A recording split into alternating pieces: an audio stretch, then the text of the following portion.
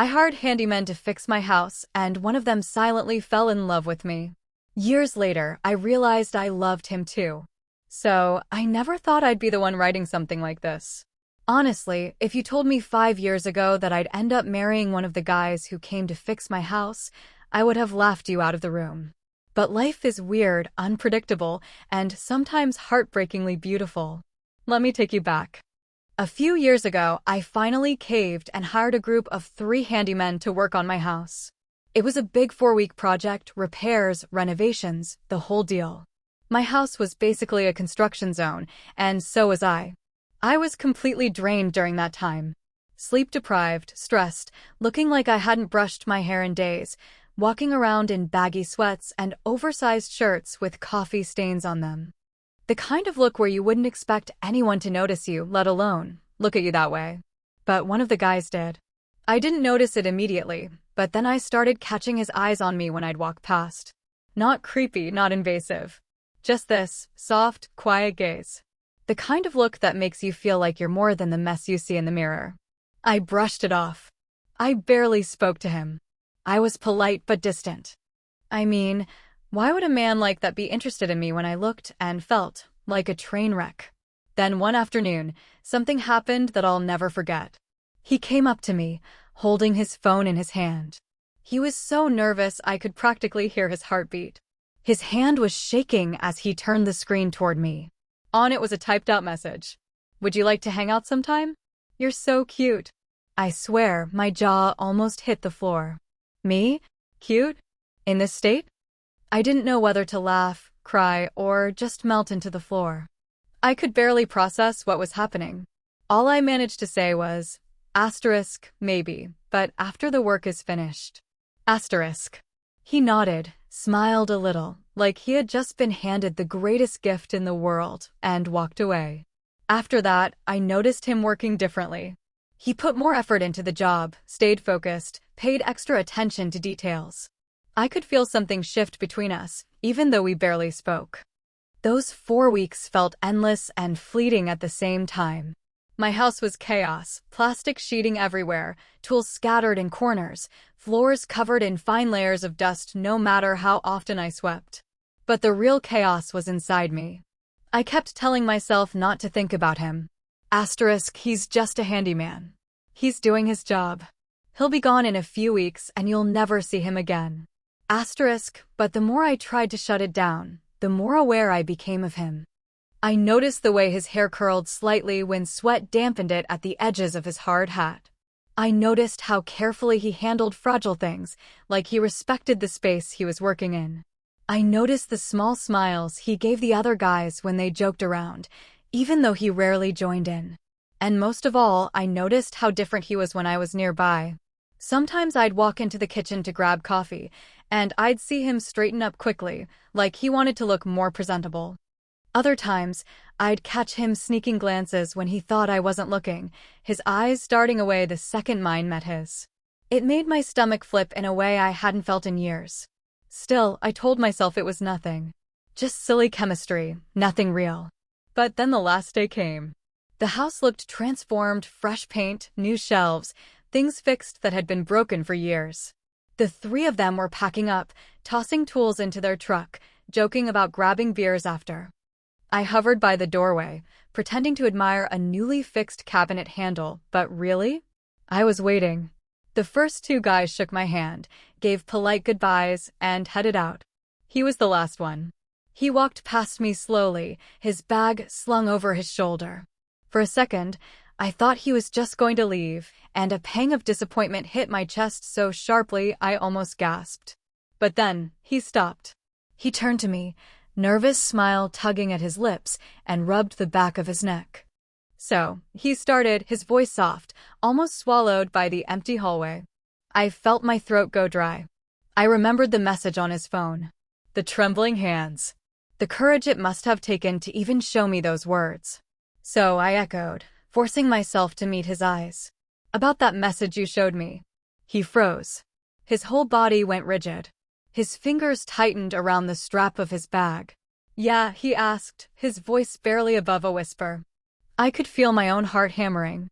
I swallowed, trying to sound casual but failing completely. Do you still want to hang out sometime? The way his face lit up in that moment, it's burned into my memory forever. Relief, joy, disbelief all rolled into one expression, like he couldn't believe I had just said yes.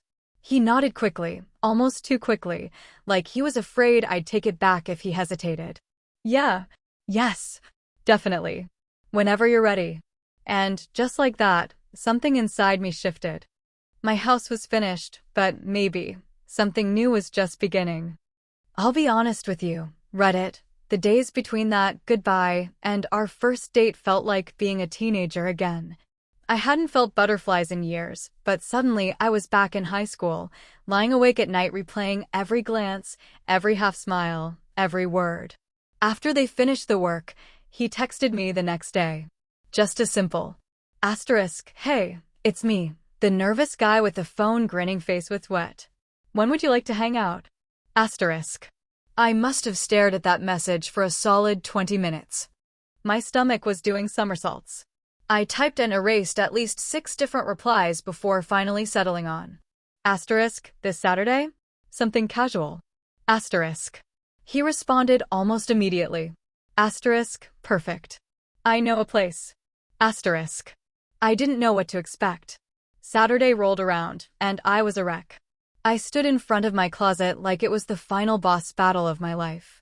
Everything felt wrong. Too casual. Too formal. Too much effort.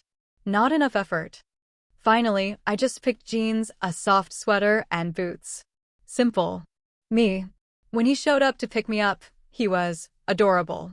Clean jeans, a button-up shirt that was slightly wrinkled like he'd ironed it, but then sat nervously in his car for too long. His hair was brushed, but stubbornly refused to stay down in one spot. He looked like a man who had tried his absolute best, and my heart just melted.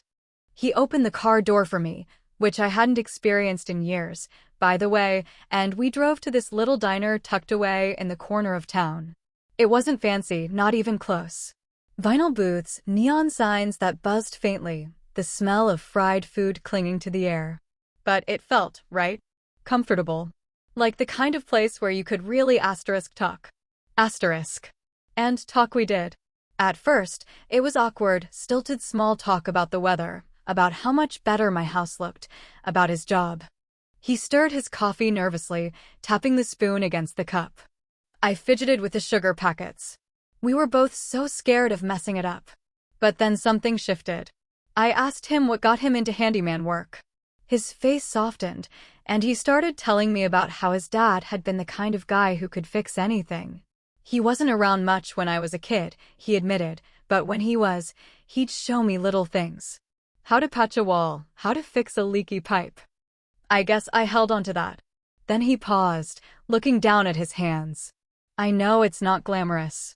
I know people think of it as just labor. But I like it. I like taking something broken and making it whole again. That hit me in a way I didn't expect. Maybe because I felt broken myself, and for the first time in years, I wondered if I could be made whole again, too. I told him that. I told him how, when he and his friends first came to my house, I felt like I was under construction, not just the walls. How exhausted I'd been, how invisible I felt. And he looked at me with so much intensity that I almost had to look away. You weren't invisible, he said softly. Not to me. I noticed you the first day. You looked tired, yeah, but you also looked real. You weren't hiding behind anything. And that made you the most beautiful person in the room. I swear I almost cried right there in that diner booth. We ended up staying for hours, talking until the staff started flipping chairs onto tables. We talked about music, about movies, about dreams. He told me he'd always wanted to build his own house someday. I told him I'd always wanted to travel but never had the courage. When he drove me home, there was this comfortable silence between us, the kind of silence that feels safe. When he pulled up in front of my house, neither of us moved right away. Finally, he turned to me and asked, almost shyly, "Would it be okay if I saw you again?" I laughed, not because it was funny, but because the question felt so sweetly unnecessary. "Yeah," I said. "I'd like that." And for the first time in a long time, I went to bed that night smiling. It feels surreal to sit down and write this part, Reddit. When I first posted, I was a messy, sleep-deprived woman who couldn't believe a quiet handyman would look at her twice. Now, years later, I look across the table every morning at my husband, and still see that same quiet awe in his eyes, like he can't believe he gets to keep me. The journey wasn't always easy. I won't sugarcoat that. Opening myself up to love after years of shutting down was like learning to walk again. There were times I pulled away, convinced he'd eventually realize I wasn't worth the effort. There were nights I cried over nothing, telling him he deserved someone easier. But every single time, he stayed. He'd hold my face in his rough, work-worn hands and say, asterisk, I'm not here because it's easy. I'm here because it's you. Asterisk. And slowly, I started to believe him. 2 years after that first diner date, he proposed. It wasn't flashy. He didn't do it in front of a crowd or with some elaborate setup. It was a quiet evening at home. We were making dinner together, pasta, I think, and I had flour on my shirt because I'd tried, and failed, to bake bread. I turned around, and he was just there. Kneeling on the kitchen floor, holding out a small ring box with shaking hands, looking at me like he was terrified and overjoyed all at once. I don't have a speech, he blurted out. I just know that I can't imagine a life without you in it. Will you marry me? I dropped the wooden spoon I was holding, covered my mouth with my hands, and somehow through the tears managed to say yes. I think we both cried more than we ate that night. Our wedding was small, just family, close friends, and us. He cried when I walked down the aisle. Not a single tear either. Full-on, shoulders-shaking tears. I'll never forget the way he looked at me that day, like I was the only person in the universe. Honestly, it's the same way he looked at me the very first time he showed me that shaky phone screen with the words asterisk, you're so cute. Asterisk. And now, well, life has moved forward in the most beautiful way. We just bought a little house together, not fancy, but ours. He built bookshelves in the living room by hand, and I painted the walls with colors I'd always been too afraid to choose before. It feels alive. It feels like home. And the biggest news? We're expecting our first child. He's been in the nursery every evening, measuring, sanding, carefully building a crib with his own 2 hands. Sometimes I'll peek in and catch him running his palm along the wood, as if he's pouring all his love into it. When I teased him for being so meticulous, he said, asterisk, I want our baby to have something strong to hold them. Something safe. Just like you gave me. Asterisk. I think about that a lot. Because if you had told the exhausted, coffee-stained, messy version of me from 5 years ago that she'd end up here, married to the man who once couldn't even speak his feelings out loud, building a family together, she would have laughed. Or cried. Or both. But here we are. Sometimes love doesn't show up like fireworks. Sometimes it shows up quietly in soft gazes across dusty rooms, in trembling hands holding out a phone with a simple message, in the patience of someone willing to wait 4 weeks or forever if that's what it takes. And sometimes, if you're lucky, it stays. Always.